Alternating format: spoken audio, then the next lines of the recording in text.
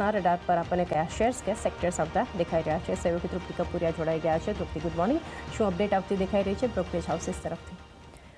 Good morning ચાંદની. ચાની શરૂઆત આજે આપણે ઇન્ડસ ટાવરથી કરશું. નો ડાઉટ વોડાફોનના ફંડરાઇઝિંગના સમાચાર બાદ આ કાઉન્ટર ઘણું ફોકસમાં છે અને તેના પર હવે CLSA તરફથી પણ ખૂબ જ પોઝિટિવ આપણી પાસે બ્રોકરેજ રિપોર્ટ જાહેર થયા છે. રેટિંગ તેમને અપગ્રેડ કર્યા છે. લક્ષ્યાંક તેમને ₹335 પ્રતિ શેરથી વધારીને ₹450 પ્રતિ શેર કર્યા છે. તેમના મતે વોડાફોન આઈડિયાના ફંડ એકત્ર કરવાના સમાચાર બાદ આ કંપની માટે એક પોઝિટિવ અસર જોવા મળી રહી છે.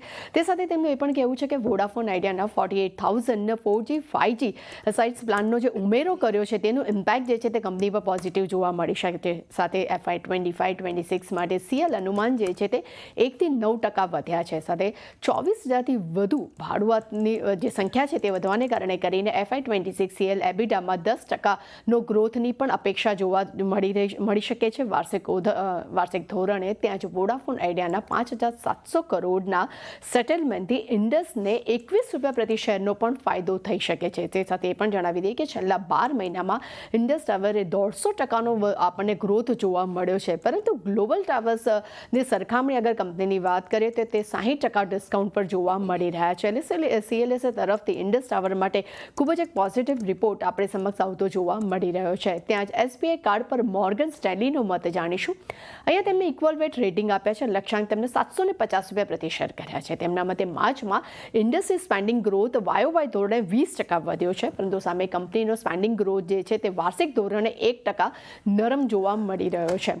ગેલ પર મોર્ગન સ્ટેનલીનો મત જાણુશું. અહીંયા તેમને ઓવરવેટ રેટિંગ કર્યા છે. લક્ષ્યાંક ₹254 પ્રતિ શેર આપ્યા છે. તેમના મતે કંપનીએ નવી પાઇપલાઇનની ક્ષમતામાં તેમને રોકાણ કર્યું છે. સાથે કંપનીએ GSPLની સરખામણીએ નેટવર્કનું વિસ્તરણ તે છે ખૂબ જ તેમનું વિસ્તારપૂર્વક જોવા મળી રહ્યું છે. અને GSPL પાસે એક મર્યાદિત ક્ષમતા વિસ્તરણ જોવા મળી રહ્યું છે. પરંતુ અગર આપણે અહીંયા ગેલની વાત કરશું તો ગેલના નેટવર્કમાં લગભગ 55%નો ઉપયોગ તે આપણને જોવા મળ્યો છે. સાથે જ પાઇપલાઇન ટેરિફ માટે ભારતનું રેગ્યુલેટર ફ્રેમવર્ક જે છે તે યથાવત જોવા મળી રહ્યું છે. અને FY 23માં કંપનીની પાઇપલાઇન ટેરિફ જે છે તે ખૂબ જ તેમાં સુધારો પણ જોવા મળ્યો છે. અને છેલ્લા બ્રોકરેજ રિપોર્ટ પર નજર કરી લઈએ તો બજાજ ફાઇનાન્સ પર UBSએ પોતાની વેચવાલીની સલાહ આપી છે. લક્ષ્યાંક તેમને ₹6,800 પ્રતિ શેર કર્યા છે. તેમના મતે બજાજ હાઉસિંગ ફાઇનાન્સના લિસ્ટિંગને કદાચ નોંધપાત્ર વેલ્યુ તેમાં ઉમેરાઈ ન શકે તેવી આશંકા જોવા મળી રહી છે. તે સાથે રોકાણકારોએ BFS સ્ટેન્ડ અલોનના બેઝ પર તેમને જે નરમાશ જોવા મળી રહી છે. તે સાથે તેમનું એ પણ કહેવું છે કે રોકાણકારોને બિઝનેસ પ્રોફાઇલ જે છે તે હવે નરમ દેખાઈ રહ્યો છે. અને કંપનીના સ્ટેન્ડ અલોન અર્નિંગ્સમાં પણ નરમાશ જોવા મળી રહી છે.